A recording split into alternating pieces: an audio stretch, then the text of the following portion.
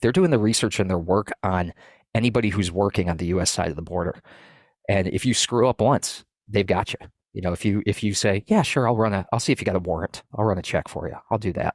They've got you. And then they've got you for life. And then on the other side of that, when we catch one of the big guys in the cartel, which happened, then those guys have a get out of jail free card, right? They've got an asset that they can use to reduce their sentence because, like you're going to arrest me and lock me up for life. Let me tell you about the 15 different cops that I've made payments to, the Border Patrol agents I've paid off, right? So you're screwed. I mean, the second you step in that direction, the cartel owns you, and they own you until they decide to give you up. Hey guys, if you missed out on the last conference in Nashville, Tennessee, you don't want to miss out on the next one. It's April 28th through May 3rd, Orlando, Florida, the Gaylord Palms Resort and Convention Center.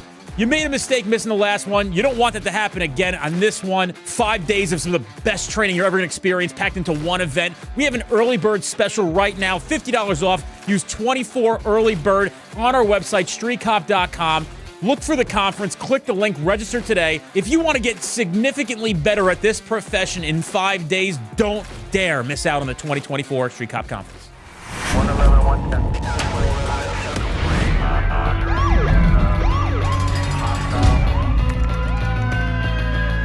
Training to be a street cop.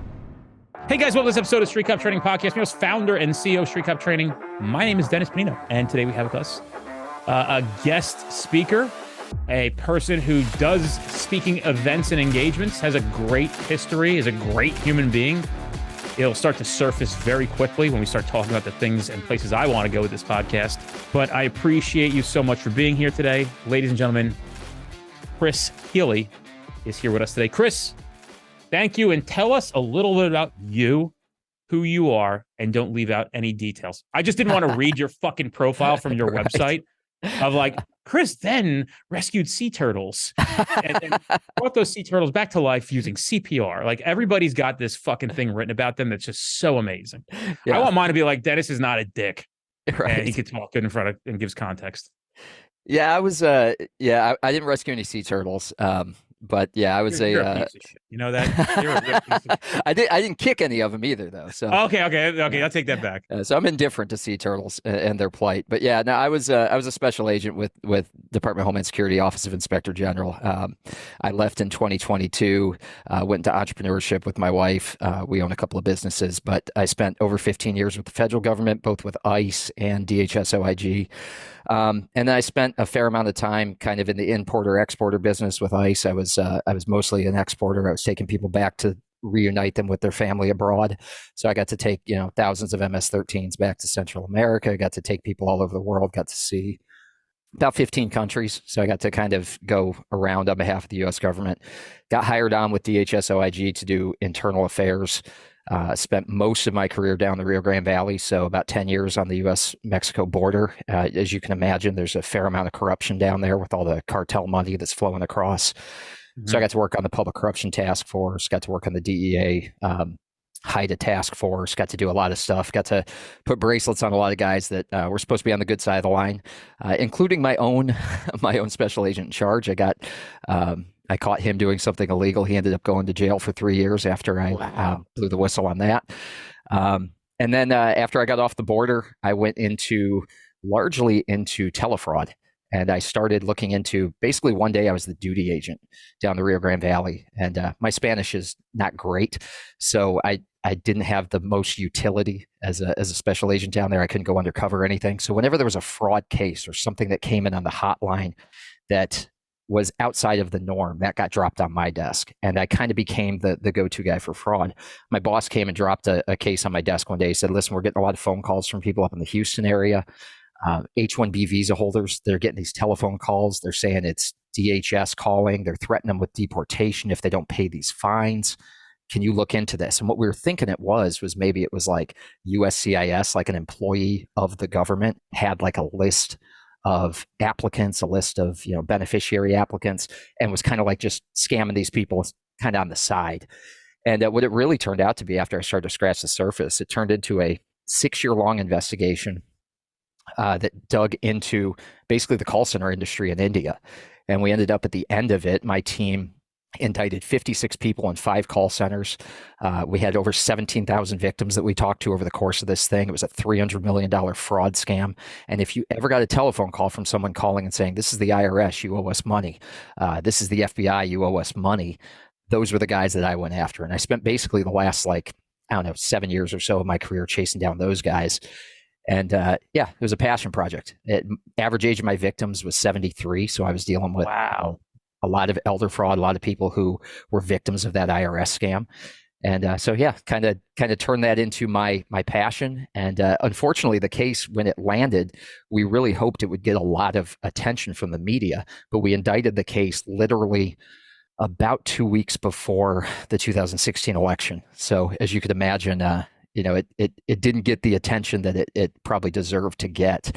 But it was a pretty big deal. We had DOJ press conference and everything. And I remember sitting there in the command center after we had done a sweep across 8 different states. We had arrested like 25 people domestically across 8 different states. We were sitting there in the kind of the command center watching I think it was the criminal chief and then like the head of HSI and the head of my agency and the head of like a couple other agencies standing up there talking about my case. And it was like the coolest thing I've ever done. I mean, it was all downhill from there, literally. So, but yeah, that's the career in a nutshell. It's like winning the gold medal, right? They do the interviews with these Olympic people, like train like 20 years for this one moment, and then it's over. And there's like all this depression surrounding like Olympic gold medal athletes because it seems like their life no longer matters after that. I can understand that a little bit because you hit that kind of, people were telling me this is a career case. This is a career case. And I wasn't thinking of that because I was in it. Every single day I was just getting up and I was grinding out 8, 9, 10 hours. I was calling victims. I was writing the next search warrant. I was coordinating with my partners. There were like 4 of us. We referred to ourselves, it was like 4 feds and then a couple of local guys that were part of our little kind of ad hoc task force. We called ourselves the 6 guys who gave a shit. Because that was what we were. We were just the only people in America who gave a shit about telefraud at the time. And so we were just in the fight. People kept telling me, they're like, man, this is a career case. You're never going to see anything like this ever again. You're never going to do anything like this again. And it wasn't until it was over that I kind of started to feel that. And it's over and you're handing the ball over to the prosecutors, right? And then for the next couple of years, you go from being in the driver's seat to kind of being their assistant, and you kind of take that back seat because they've got to get the pleas, and everybody pled out, which thank God for it, but you've got to do the proffers and the pleas, and you're trying to work it on to the next guy and the spinoffs and everything else.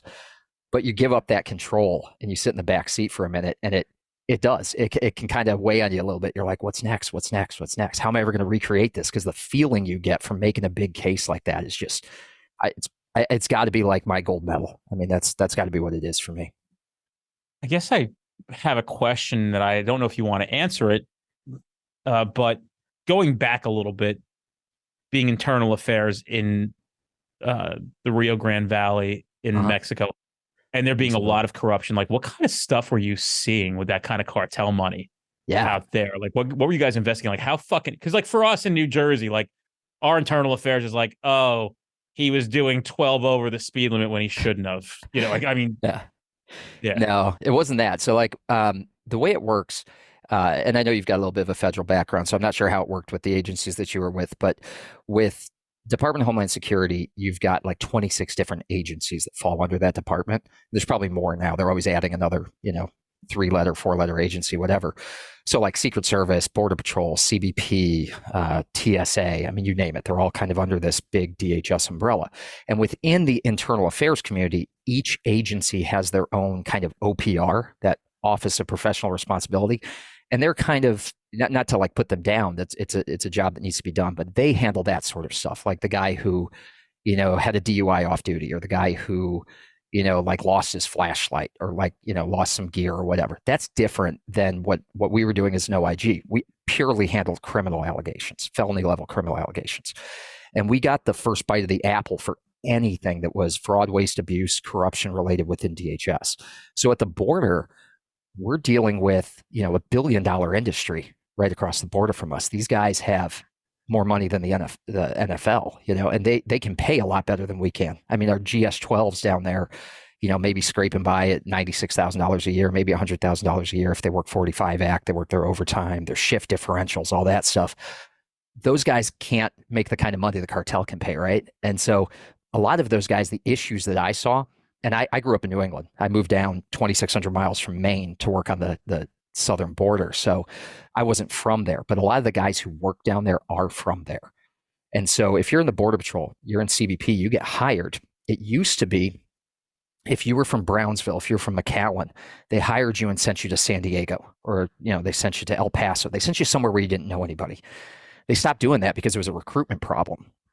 So they started hiring people in Brownsville to work in Brownsville, McAllen to work in McAllen, Laredo to work in Laredo. And what ends up happening is everybody's got a cousin, everybody's got a buddy. They meet at a picnic, they meet at a soccer game, they meet at a softball game, whatever. And the cartel has people, and they find out what you do, and that slippery slope starts. Can you do me a favor? Can you run a check? Can you see if I got a warrant? Can you see this, that, or the other thing? And the next thing you know, that guy's like facilitating 10 kilos coming across. He's facilitating 40 bodies coming across. And we saw that stuff. We got those allegations. Probably the biggest case that I worked on, the task force, the Border Corruption Task Force that I worked with FBI, we took down like 15 cops. It was like training day. And it went all the way up to the sheriff of Hidalgo County, which is one of the biggest counties on the southwest border. You can look this up. Is that video where they showed up with a warrant for his arrest? It's like a viral video. Is that same thing? No, this guy, so he had, the guy's name was Lupe Trevino. That's the sheriff's name. His son was Jonathan Trevino. So it's a total nepotism thing. He gets his kid a gig at the one of the police departments in the county. He's the sheriff, and his guy's kid gets a job, and he gives him his own little task force. He's like 22 years old. He gets his own little drug task force, hybrid task force between like cops and like deputies. And these guys are running like training. They're just ripping off like dopers and then reselling the dope. And then they're also running protection for other dopers. So if you want to move dope through Hidalgo County, these guys are going to make sure you get through Hidalgo County. So we ended up taking down several dopers who were buying from them. We took down, it went all the way up to the sheriff himself. He did 2 years of jail. So that sort of stuff was happening. I mean, like the Rio Grande Valley, it's like you're competing as DHS with the cartels for recruitment, if you think of it that way. Wild, dude. The other thing is, after, you remember, like, if you went through FLETC in like the post 9/11 days, you remember how it was like, nobody was getting hired, right? Like they had that kind of hiring freeze while they stood up DHS, and then they just pumped like 20,000 people through there. I mean, it was just bonkers. When I went through the first time, like lines like out the dining hall halfway down to the library just to try to get like, a burger at lunchtime. Like it was crazy the amount of people going through there. They had this mass hiring post 9/11 to try to beef up border security to try to stop the next 9/11. What ended up happening though was a lot of people got through, because this was pre-poly. There were no polygraphs. So a lot of people, they filled out that SF-86 or whatever, and they just got through. And the cartel sent a lot of people through the academy in those days. There were a lot of people who came through in the early 2000s that ended up being my problems 4 or 5 years down the line, that we found out, like, how the hell did this guy get hired in the first place? Well, he didn't have any criminal history, but if you dug a little bit deeper, scratched a little bit deeper, his uncle was, a corrupt, Tamaulipas, state police officer in Mexico, doing security for the cartel. Of course, he ended up being corrupt. So that sort of stuff happened all the time down there. And I was talk about fish out of water. I mean, I literally came from Maine, like down to deep South Texas, culturally, just geographically, just the atmosphere, everything completely different, and just plugged me in, and I just got to see it firsthand. It's wild, dude. Like there's a lot of things that people don't, like for us here, like never heard of such a thing, right? Like just we had it happen all the time down there. I mean, what was funny is I would talk to my buddies back home, like who were, cops in Maine or whatever. And I'd be like, yeah, I mean, like the amount of dope that would be abandoned there, just guys like bringing a bale of weed on their back across the border, and, Border Patrol would come after them and they just drop it and leave. So the amount of just abandoned dope that's down there, you're talking like a career case from just the throwaway stuff that these guys are dropping on the side of the road when they're evading. But yeah, we saw it all the time. We arrested guys who were like school board members, guys who were city councilors, all of them for ties to narcotics trafficking. Guys who are using their official positions to launder money for the cartels. I mean, the Gulf Cartel is right there across the border. It's literally where Brownsville is, where the DEA office was that I was at. I mean, was within a couple of miles from the border itself, from the closest border crossing. And so if you're sitting there, you've got CBP officers at these different ports of entry. and you're on the Mexican side of the river, they've got spies out there. They've got scouts out there. They're watching what these guys are doing, what their patterns are, how they work. They're looking for ways to exploit them. They're doing surveillance on these guys. They're following them home. They're saying, do they live at home? What's their home life like? They're doing the research and their work on anybody who's working on the U.S. side of the border. And if you screw up once, they've got you. If you say, yeah, sure, I'll see if you got a warrant. I'll run a check for you. I'll do that. They've got you. And then they've got you for life. And then on the other side of that, when we catch one of the big guys in the cartel, which happened periodically, the Gulf cartel and the Zetas were banging it out. They had kind of a little civil war going on. Then those guys have a get out of jail free card, right? They've got an asset that they can use to reduce their sentence because, like you're going to arrest me and lock me up for life. Let me tell you about the 15 different cops that I've made payments to, the Border Patrol agents I've paid off, right? So you're screwed. I mean, the second you step in that direction, the cartel owns you, and they own you until they decide to give you up. Wild. Yeah, it's nuts. But the GS-12, a GS-13 down there, that's a great salary. But the problem is, if you don't uproot and move out of the neighborhood that you grew up in, you're just asking for trouble. Did you say earlier, did I mishear you, that you had to handle one of your own, your special agent in charge? Yeah. I was like brand new. I had been with ICE for like 3 years, and I went over to DHS OIG, went back to the academy, went through criminal investigator training program. I was sitting there, and this is like the stupidest crime that ever occurred. My boss at the time was brand new. He had just been promoted to special agent in charge within like the last year or so. And I think all agencies probably do this, but we're having like an annual inspection where they come down and they make sure your property room's all squared away, your evidence is right, you've got all your undercover money and everything squared away. They just, it's one of those internal agency things where they send the group down to look at you. And he started freaking out about this because we had so much corruption and we had so many cases that we were opening up that progress wasn't being made on a lot of cases. We only had like a dozen guys in the office, and he's assigning out like everything that comes in on the hotline. Every like first name unknown, last name unknown, corrupt border patrol, no meat on the bone. He's just afraid to like let it go to the smaller agencies and get embarrassed. So he's opening up every case and sending them to us. So I'm sitting there with a stack of like 20 cases, and a special agent can probably maybe manage 5, 6 at a time, maybe, depending on how complex they are. And so things just aren't getting done. And he's freaking out about this inspection. So he gathers up a couple of guys in the office that are close to promoting, guys who are incentivized to want to please him.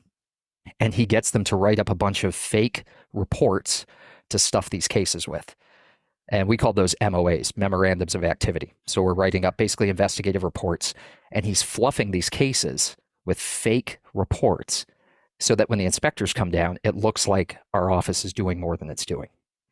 And I saw it. I walked into a conference room as it was happening. And I was like, basically just like, accidentally, grab a cup of coffee from the break room and then walk around the corner, check in what's happening in the conference room. And it's like literally a criminal conspiracy. Like they're literally creating false documents to stuff into case files.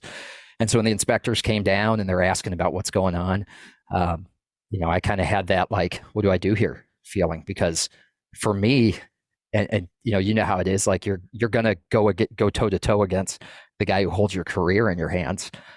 You better be right. You better make a headshot. And so I blew the whistle on what I saw. And 3 years later, he ended up going to jail for it. Went to jail for like 36 months. But it was a hellacious. Why did 3 he years. do that? Why did he do that? I still, it's a great question that I ask all the time. I don't know. I think it was one of those imposter syndrome things where the guy got the job. We had been what was called a rack office. So it's like the head of the office was like a GS-14. So it was like a small office. They upgraded the office. So he became a GS-15. He's a pretty big deal. There's not many GS-15s in the Rio Grande Valley. Guy was making bank. And I think he had a sense of, I don't deserve this to an extent. And he was worried that I'm psychoanalyzing him, but he was worried that the inspectors were going to reveal that he shouldn't have been in that position. So he was just covering his own ass. Like I've never seen anybody to avoid an administrative wrist slapping create a criminal conspiracy. It's the most ridiculous thing I've ever seen. And he did it. And so, we had the FBI crawling all up our ass. They were in our office, pulling all our computers because they didn't know who was involved and who wasn't. And so for the next 3 years, it was just like that thing just hanging over our shoulder. I think there were 9 guys in my office, something like that, and 6 of them got put on administrative leave. There were only like 3 of us left to handle the entire Rio Grande Valley. They had to send in a supervisor from Houston to manage the office. So the whole thing was just a fiasco. And I was like a brand new rookie agent. So it kind of put a little bit of a black mark on my career trajectory. I didn't exactly rise to the top of anybody's promotion list after that. So, What was this? Well, now how many guys overall got in trouble? Just him? 2 guys went to jail. Two other guys got fired. Yeah. So him and one of my colleagues, actually my FTO, went to jail, and my SAC went to jail, and then the ASAC he didn't get fired, but he was basically told you're retiring, and he didn't have his high 3. He didn't have any of that stuff yet, but it was kind of like you're done. So his writing was on the wall, and then another guy got terminated. So it was four total. How did that impact the feeling towards you? You had alluded to it a little bit in the organization at this point. Yeah, it wasn't good. we had an inspector general as the head of an OIG office, and so that's a presidential appointee. And the presidential appointee at that time, here's another guy you should look up. His name was Charles Edwards. He has since gone to jail himself. So he was the head of the agency. He basically put out feelers. He said, listen, like, we're going to shut that office down. And understandably so. Like, the SAC of that office had done something really terrible. It disrupted our reputation. It made it very hard for anybody to trust that the internal affairs people were on the up and up. Well, marching orders came down through kind of his chain of command. The next guy who was in charge of investigations flew down to our office. He got all of us in a conference room, and he closed the door. He said, I don't know if I should, his exact words, he said, I didn't know if I should come down here and apologize to you or show you all the door. And so we're sitting there, like myself and a couple other guys who spoke up about what was going on. We're sitting there thinking like, man, you should be coming down here and like, pinning an award on us for like blowing the whistle on corruption. Or we're internal affairs. We're supposed to be held to a higher standard. And you're coming down here and threatening my career? Like, you're going to show us all the door? I didn't do anything wrong. I saw these guys doing it and reported it. And so that kind of set the tone for the next 3 years with the agency. I just sat there every single day waiting for that shoe to drop, waiting for somebody to find out. It's one of those where you got a G ride and you're like, all right, am I being surveilled the whole time? If I stop and, get a gallon of milk on the way home, is that going to be the way that they fire me? Like, they're looking for any reason, right? Of course. You really believe they were looking for any reason at that time? Do you feel like? Oh God, yeah. Oh God, yeah. Yeah. And I never got disciplined. Nothing ever happened to me, but yeah, I was very nervous. And to make matters worse, the FBI, of course, starts looking into it, public corruption, because my agency initially, when I reported it, my agency's initial reaction was to try to cover it up. And then somebody up at headquarters was upset that management was trying to cover it up, and they sent it over to the public integrity section. Do you know who was in charge of public integrity section at the time? Oof, I don't know. A guy named Jack Smith. Does that name sound familiar? Who's that? Prosecuting former President Trump right now. Oof. Yeah. So that was the investigator. That was the guy who was in charge of the unit that was investigating my office, was Jack Smith. I met him when I went up to testify before the grand jury up in DC. I met the guy, so I guess that's my claim to fame. But yeah, his people were digging through everything in our office because they didn't know, is Healey part of this? He's the whistleblower, but did he do this as well? Did he stuff some files? And one of the guys in my office who had nothing to do with this ended up getting indicted. They ended up dismissing the charges after they realized that they were wrong. But his life got turned upside down for a year. He got indicted as part of the conspiracy. Wow. Eventually, it got cut loose, dismissed with prejudice. But yeah, so the rest of us were kind of looking over our shoulder, like, when am I going to get indicted? Like, when am I going to get? I believe a horrible way to live, dude. Had you regret? Did you regret at that time taking that decision? You think would have just been easier if you didn't say anything? I'm not saying now. I'm saying then. I'm sure there had to be some regret. Because I think everybody, when they go through something that they right or wrong, were the cause of that action. You're always playing hindsight 2020. Like, I've been there, bro. I'm like, I've had days where I'm like, how the fuck am I doing this? Like, why am I doing this to myself? Like, why the fuck? Yeah. And then I'm like, I have those moments. I'm a human being, right? Then I'm just like, oh yeah, that's right. Like, everybody needs me to show up. But there are times I'm like, why couldn't I just fucking go be a fucking mailman like everybody else? I got to deal Absolutely. with this bullshit. Yeah, and I had that feeling regularly because we're an extremely busy office on the US Mexico border. We've got big corruption cases that we're supposed to be working on. And there were literally at this point like three of us left. So our force got cut by 2/3 while this investigation was going on. Guys got put on leave while they were figuring out if they were somebody that needed to be charged or somebody that needed to be relocated or somebody that needed to be, put on some sort of administrative leave. So these guys are just like gone. They're just out of the picture. And so the workload on top of the stress of dealing with everything that's happening, the workload is higher. And every day it was like, what am I doing here? And I was constantly on USA Jobs looking for maybe I should go, maybe I should move, maybe I should get out of here. But yeah, it was a heavy burden. Why didn't you leave? I was so new. I mean, I was like a GS9, so I didn't like have exactly a lateral path at that point. I couldn't just say, "Hey, I'm a 13," and go work for some other agency. I would have had to go back to, I might have had to go back to an academy again. I had, I owned a house. I had a wife. Like it wasn't just me at that point too. Like I had now ties to the community. I was there. So for me, it turned into how do I deal with this? We throw the word trauma around a lot in law enforcement. This wasn't like the trauma of seeing somebody shot in front of me or your partner committing suicide or something like that, but it was the trauma of showing up every day and waiting for that other shoe to drop, waiting for what's going to happen next. Is my agency going to terminate me? Am I going to get indicted like my buddy just did? Like what's going to happen next? And so all that was just that turmoil. And I just turned that into, that's when I started running. That's when I started doing marathons. That's when I did my first Ironman. That's when I started doing ultra marathons. I just poured all of that nervous anxiety, that nervous energy into physical fitness. And I just went out and did that every day. And that's how I cleared my head. It was like, go for a long run, go for a long bike ride, go for a swim on your lunch break, whatever you got to do to just keep moving forward.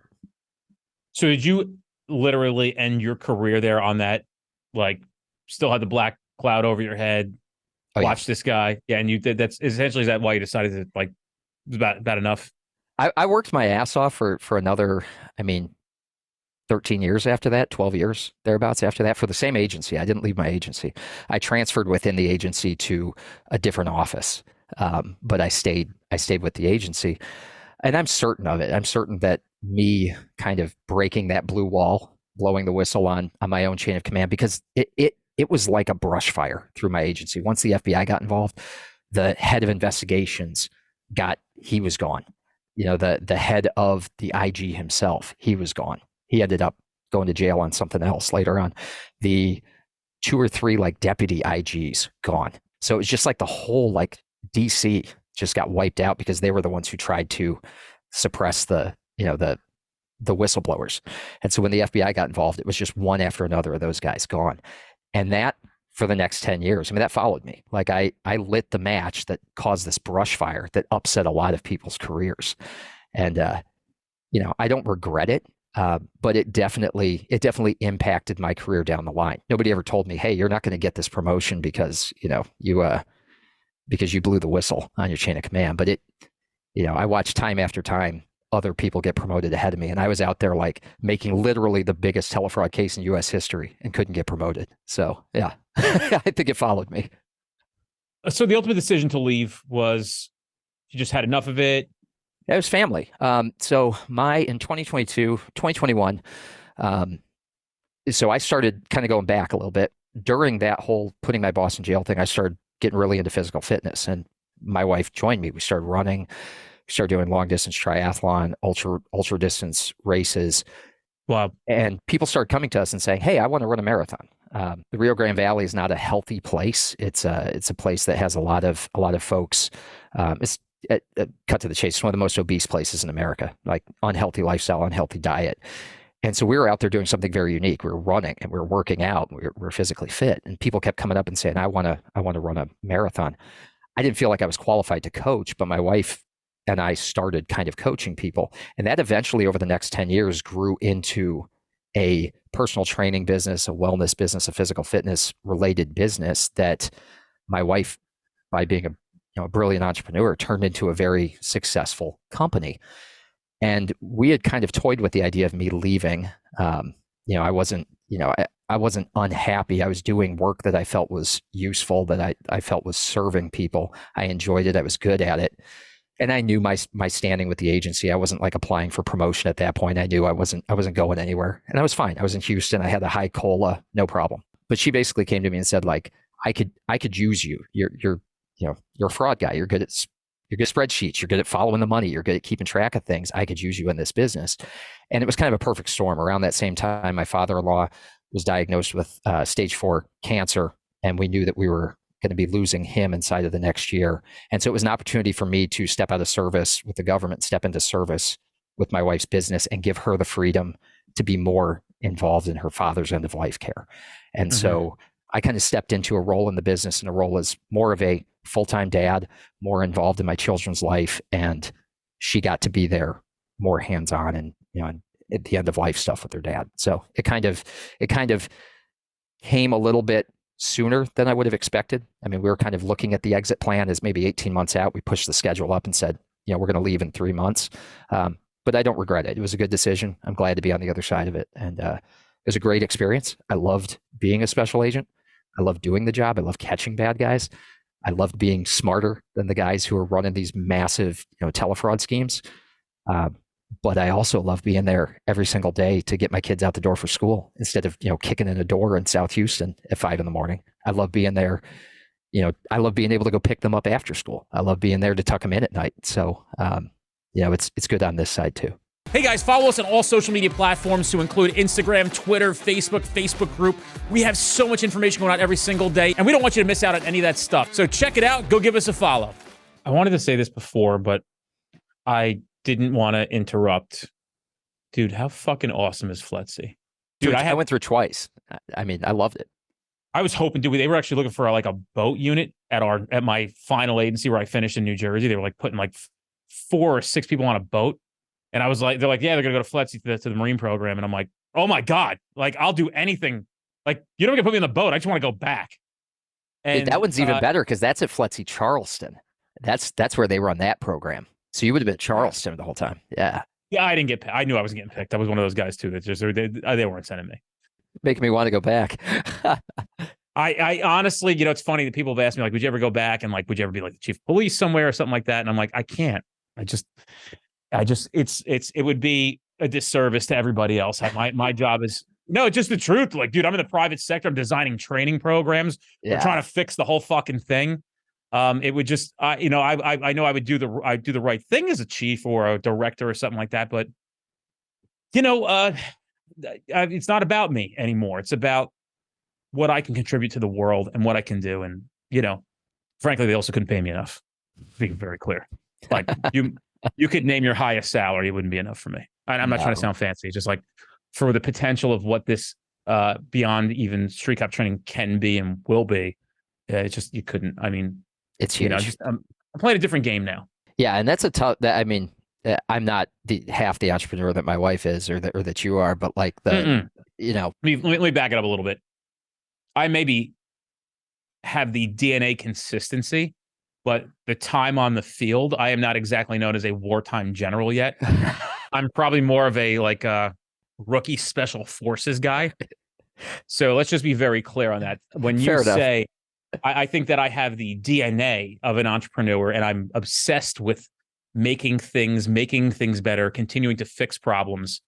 But dude, I hang out with guys. I'm in a mastermind group. Those dudes are like, when I go outside for lunch and I'm in my like rental Dodge fucking pickup truck and I'm parked next to 16 Lamborghinis. Mm-hmm. I don't own a Lamborghini, just so we're clear, Kris. I've done some that was the first thing I did when I left the government was join a mastermind group because I was like, man, you spent 15 years being, the round peg in the round hole, that you do things in a certain way, right? And you get very accustomed to doing things and operating within that very unique structure that is, the oligarchy of government.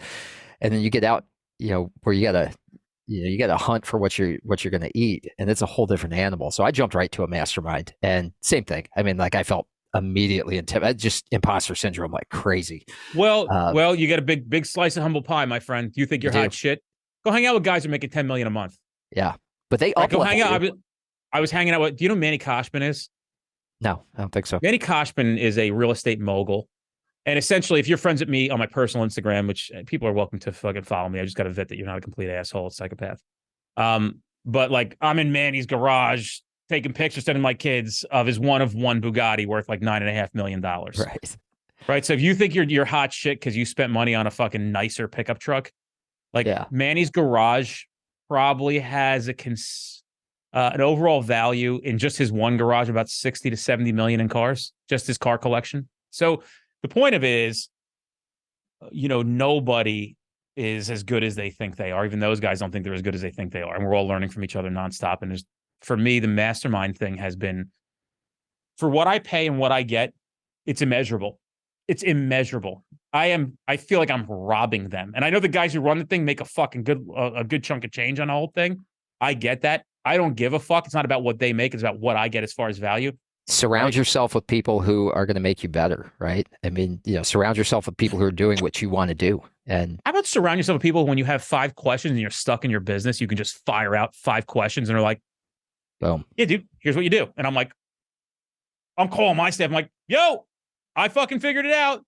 Like, Joe told me what the fuck to do. Like, go do this right now. Masterminds. You learn all sorts of things. But dude, like, you're also learning amazing stuff that these guys know, and they're just and so for the rest of the law enforcement world, it's a big win for us because guys, when they help me progress, like my one friend Joe's like talking about like designing like multiple training studios for us with AI. It's a real conversation that's happening right now. Like we might experiment with that if I can start pumping some money into that. And he's like, bro, we can get this rolling. He's like, it's funny you brought this up. I was thinking about you. I think this is a perfect application for what you guys do. He's like, and like, dude, these are my friends. He's like, bro, let me know. Like, give me a fucking shout. I love it. So, Kris, I think that there is so much more to talk about. Can we do this again? Is that cool? That'd be fine with me, man. I know I've got kid pickup coming up here, not too long down the road. So you and me both. I got to piss. Yeah. And we didn't talk about departing law enforcement. Yeah. We didn't talk about your family life. And just to preface people, Kris is adopted 2 special needs kids. Is that correct? That's correct. Yep. My 2 I'm girls. the guardian of a brother. I grew up with that, who is special needs as well. All right. So we'll get in some cool shit there. So I know exactly what you're going through, dude. I know that life. I lived it. I still live it. Autism and cerebral palsy. We got one on this side, one on that side, and keep our hands full all the time. I fucking bet, dude. Yeah. That's a blessing. I got to tell you, I love it. I agree. We have my friend Lauren Tickner. She's a pretty big player in the game too. She was on here, and we actually found out. I met her through my mastermind group as well. She did at some point. She designed Grant Cardone's LinkedIn page. She's got the connection. She's friends with Rosie. Lauren's hooked up. But we actually came together on here, finding out that her brother and my brother both had the same diagnosis. All right. And so, dude, we're very connected now because people don't know what it's like to grow up like that or raise a child like that. It's a whole different fucking ball game. Just you don't understand. We talk about that all the time, my wife and I, about how, you just like you can deal with parents who have kids who are neurotypical or whatever else, but then it's a completely different ball game. I mean, I think you had Jerry Turning on your show before. Jerry's awesome. Jerry lives like 30 minutes from here. Jerry's great, right? His Blue Bridge training is incredible. My little one with autism, like when I've talked to Jerry, like he's describing my life, and there's just something about that, having that connection with somebody else who gets it and understands it. So that's awesome that you've found that with someone as well. It's great. I think our job on this podcast is to just find these people who are very unique in the world. I think that's just part of what we're trying to do as an organization. So I want to talk about that stuff, dude, but I didn't want to. I'm all about it. We'll come back. We'll do it again whenever it's convenient. Dude, you got to promise me you're still going to fucking film from your closet too. Oh, absolutely. It's the quietest place in my house. If you knew the chaos when the kids are home, like you would film, you're in the closet as well. It was a real pleasure. And thank you for coming on here. We're going to do this again for sure. So everybody pay attention to the next time Kris Healey's on. More shit to come, the fucking training, the entrepreneurship. the being a father of special needs children, cool shit. And hopefully we just continue rolling with this stuff, man. And I want to be able to help you in some of the things that you're trying to do as well. Cool stuff to talk about and to come. So appreciate you being here today, man. It was a lot of fun. Outstanding.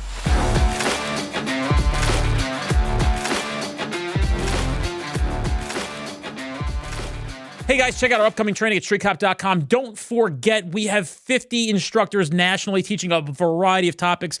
These are the best classes you're going to experience in your career. We make sure of it. You're going to love it. I guarantee you're going to be thankful that you went. Check us out at streetcop.com for all upcoming classes in your area.